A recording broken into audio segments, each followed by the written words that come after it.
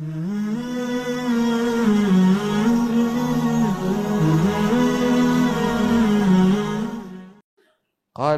wa kafful adza, menjauhi mengganggu. Menjauhi dari mengganggu. Jadi kalau kiranya duduk kita itu mengganggu orang yang lewat, enggak boleh. Duduk-duduk mengganggu orang yang lewat, enggak boleh. Kenapa? Karena jalan ini miliknya umum. Dipakai untuk jalan. Lah batas jalan itu mana? Batas jalan itu ya yang ditetapkan oleh pemerintah untuk jalan. Misalnya di sini dari sumbu jalan berapa meter ke sana, berapa meter ke sana, sudah. Sertifikat tanah Anda sampai di sini. Selokan itu miliknya pemerintah, sampai selokan miliknya pemerintah. Ya sudah, antara selokan sampai selokan jangan dipakai untuk kepentingan pribadi. Di antaranya untuk duduk-duduk. Kalau duduk-duduk dapat keringanan, dengan catatan nggak boleh mengganggu. Kiranya kalau duduk-duduk di situ jadi macet, nggak boleh. Karena ada yang berhak yang mau pakai. Siapa? Orang lewat. Orang lewat. Di jalan di dekat sini itu, di jembatan itu malah disediain kursi. Jadi dicepai kursi di jembatan. Sudah jembatan itu kan otomatis lebih sempit daripada sebelum dan setelahnya. Sing bangun jembatan sopo, dinggo sopo, dikasih apa? Kursi. Terus duduk-duduk di situ. Lah pas dia duduk itu orang lewat macet, itu dia diem aja duduk begini. Saya punya teman orang Yaman, waktu jalan-jalan ke sini, kita waktu itu ke Bekasi lihat jalan-jalan gitu. Dia tanya, Faiz, saya mau tanya, kenapa? Kenapa orang Indonesia itu suka pamer perutnya? Bahasa Jawanya ngeligo. Ini ada yang nggak pakai baju duduk di pinggir jalan begini, nggak punya malu. Ada lagi yang aneh Faiz, ini pakai baju, bajunya diangkat begini, terus duduk di pinggir jalan. Apa perlunya katanya diangkat? Itu kan aurat. Tapi bilang fadhol antum tanya sama dia. Sudah duduk-duduk di jalan, harusnya ghadul basar, malah pamer aurat. Nggak boleh ya, nggak boleh. Itu justru menjatuhkan harga diri kita. Dan juga kaful adzam, jangan mengganggu jalan, jangan mengganggu yang lewat, jangan memakai jalan untuk kepentingan pribadi kita. Karena satu, itu bukan punyanya kita. Kalau kita mengambil hak orang lain, hak pribadi orang lain, dibanding dengan mengambil hak umum, itu dosanya lebih besar mengambil hak umum. Kecuali yang disepakati oleh masyarakat normal. Contohnya parkir masjid. Gimana masjidnya nggak punya lahan parkir? Ya sudah. Karena juga nggak terus menerus. Dan sewajarnya. Oh di sini penuh ya pindah ke sana. Selesai. Sholat selesai pulang. Idealnya masjid punya lahan parkir. Idealnya.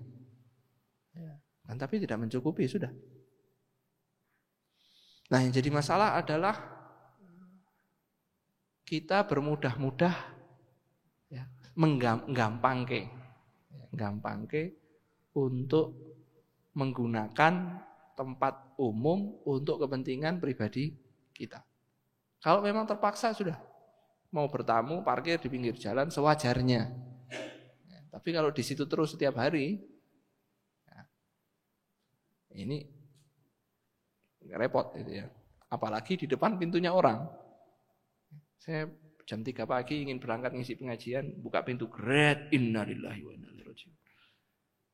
Mau ngisi di luar kota, setengah 3 malam, jam 3 malam, ada mobil parkir pas di depan pintu. Oh saya kenal yang punya ini, sahabat. Tak telepon terus. Ada apa yang telepon malam-malam ya? Ada apa yang parkir di depan rumah Ana mau pergi. Malam-malam mau pergi. Iya mau ngisi pengajian. Ya sudah. Untungnya dia bangun. Kalau nggak bangun jadi musibah ini. Ya. Makanya jangan mudah-mudah kita mengganggu. Dan wallahu alam termasuk mengganggu atau mengambil hak jalan, wallahu alam saya. Ini menurut pandangan pribadi saya. Adalah membangun di jalan. Entah bangunannya bentuknya tenda untuk warung. Ya. Dan yang lainnya. Ini teman-teman diharapkan untuk meninjau kembali. Meninjau kembali. Kecuali yang diizinkan oleh pemerintah. Dalam hal ini biasanya yang berlaku adalah, yang memberlakukan peraturan adalah Satpol PP. Ya. Misalnya di jalan utama boleh kaki 5 misalnya. Oh ya sudah kaki 5. Tapi untuk membuat warung di pinggir jalan, bangunan, tidak boleh. Karena apa? PKL kaki 5 bisa dihilangkan. Dan biasanya PKL itu bukan di waktu ramai, betul nggak? Mulai jam berapa? Jam 5 sore, jam 4 sore mulai pedagang berjualan untuk makan malam. Biasanya begitu. Tapi kalau di jalan dibangun, ini bangun di atas tanah miliknya siapa? Ya. Kalau dia menguasai, punya hak orang lain saja, diazab oleh Allah Subhanahu wa taala. Shibr, 1 jengkal saja menguasai milik orang lain, oleh Allah Subhanahu wa taala akan dikalungkan 7 lapis tanah sesuai ukuran yang diambil nanti di hari kiamat. 1 jengkal tanah kita ambil, bukan hak kita, kemudian kita pakai dan apalagi sampai mengganggu orang, nah, itu dikalungkan 7 lapis tanah. Ya, tebelnya berapa? Wallahu a'lam di hari kiamat. Nah, kita tinjau kembali semaksimal mungkin. Apakah tenda yang saya bangun mengganggu jalan atau tidak? Kalau sekiranya mengganggu jalan, kita tinjau kembali, cari solusi. Jangan sampai kita berjualan mencari nafkah, kemudian di atas itu kita mengganggu haknya orang lewat. Kita mengganggu haknya orang lewat. Silahkan ditinjau kembali. Saya nggak berani berfatwa berjualan begini hukumnya haram. Saya nggak berani. Ya. Tapi silahkan dipikirkan ulang, dipikir kembali. Tenda yang saya dirikan ini mengganggu jalan atau tidak? Yang pertama, ini bukan hak saya. Gitu ya. Oh, saya pakai sementara saja. Di waktu malam di sini sepi misalnya, ya sudah. Sebagian membangun misalnya kios, dibangun kios, dibangun bengkel, dibangun itu, ditutup pintu, padahal bukan haknya. Atau dikasih tanaman yang banyak, misalnya. Ini bukan tempatnya dia, enggak tanaman untuk penghijauan, ini untuk lewat, bukan untuk tanaman. Atau dibangun tempat duduk yang besar, misalnya, enggak boleh. Haknya siapa? Haknya jalan. Akhirnya jalan jadi sempit, pengguna menjadi terganggu. Nah, itu ada hisabnya di hari kiamat. Enggak mudah ya ikhwan. Ada hisabnya di hari kiamat. Maka jangan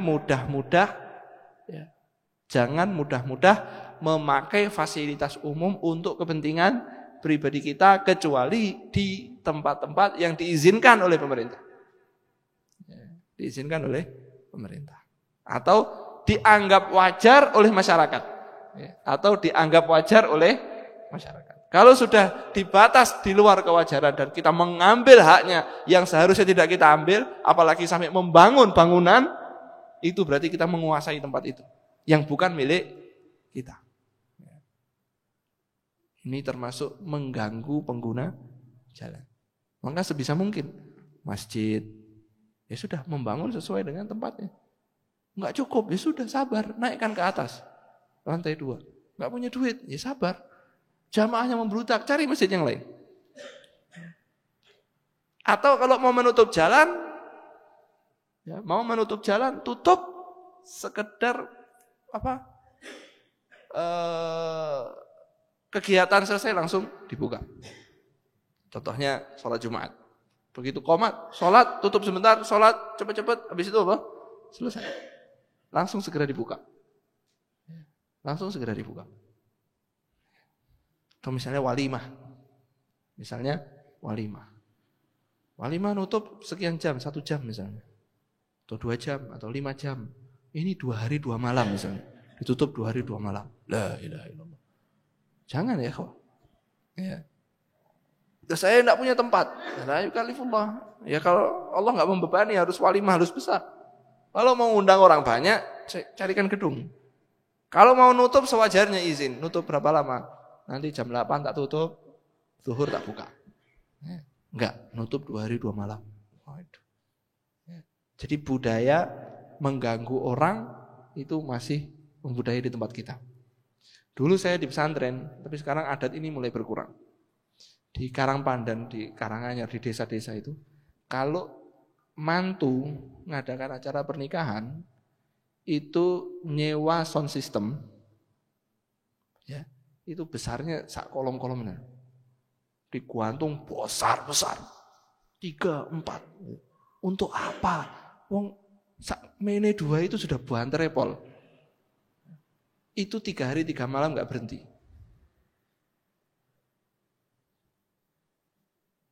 Tiga hari 3 malam nggak berhenti. Padahal kita nggak boleh mengganggu tetangga. Adzan saja itu yang diizinkan. Qomat itu tambahan sudah, lainnya nggak boleh. Lainnya nggak boleh. Diizinkan cuma 1 tambahan, adzan awal, tok. Bahkan fatwa-fatwa dari beberapa ulama yang saya baca itu melarang menyetel murotal. Kenapa?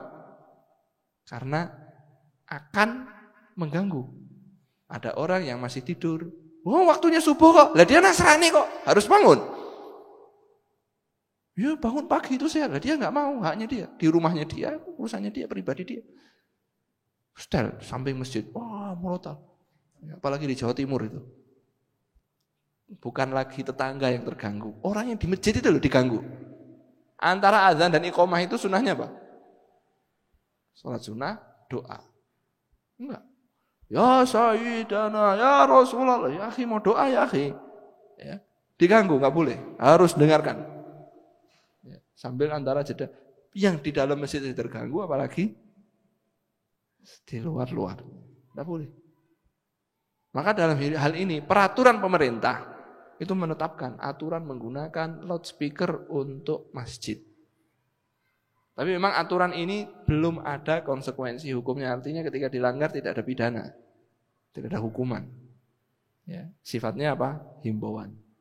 Bahwa tidak boleh mengeluarkan suara luar itu untuk pengajian.